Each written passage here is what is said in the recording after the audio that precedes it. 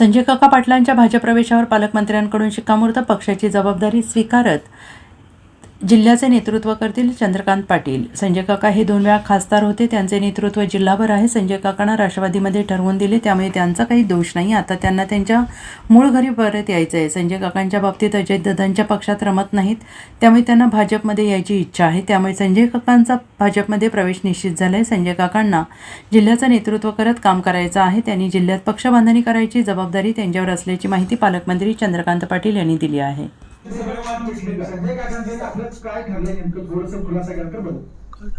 संजय काकांनी पार्टी द्यायचं, पार्टीचं नेतृत्व करायचं, पार्टीचं काम वाढवायचं आणि काय ठरलं.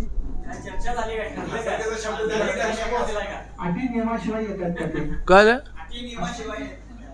संजय काकांचं 2 वेळा खासदार होते, नेतृत्व इतकं एस्टॅब्लिश आहे.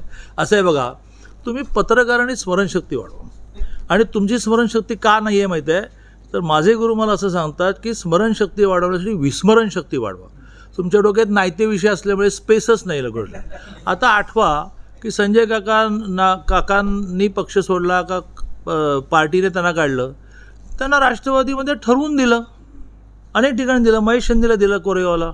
एक मिनिट, आता ना त्यांचा दोष. आता त्यांना असं वाटतंय, आम्ही म्हटलं की जा मुली तू दिल्या घरी सुखी राहा, तर ते म्हणाले की नाही मला माझ्या मूळ घरी यायचं आहे. इतका साधा विषय आहे. तर संजय काकांच्या बाबतीमध्ये मी नेहमी असं म्हणत राहिलो, तुम्ही काय प्रश्न विचारला यांचं पुनर्वसन करणार म्हटलं त्यांची अजितदादांची जबाबदारी आहे.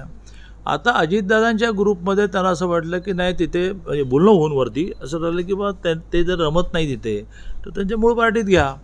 आता इथे आल्यानंतर त्यांचं पुनर्वसन काय, ते तर एस्टॅब्लिश लीडर आहेत ना बाबा.